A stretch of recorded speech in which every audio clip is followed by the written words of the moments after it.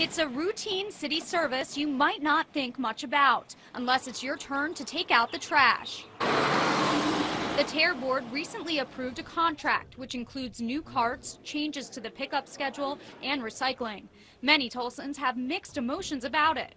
If they would put out a recycling bin, I probably would use it, but any costs that would increase, I'm not for that, because everything keeps going up and it's hard to make it the way it is now.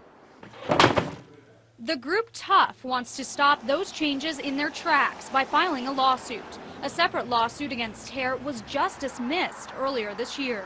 And I think the big thing is Tulsans need to be heard. They need to be heard in this process and not dictated to by an unelected board how this is going to go forward.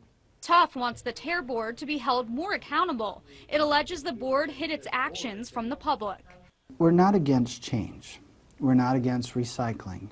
The people want a voice. They don't think the voice has been heard. The TARE board says it has not received a lawsuit notice yet. In a statement, it says, after more than 4 years of extensive research, input from residents from each city council district, recommendations from the Refuse and Recycling Task Force, plus guidance from solid waste industry experts, TARE recommended a cart-based pay-as-you-throw system. This system was designed to meet the varying needs of customers. Grass the cart here. City councilors voted in favor of the new contract after holding several public meetings on the issue. But Tough says that's not enough. And we have 7 unelected people making decisions for all of the citizens, and it is fundamentally unfair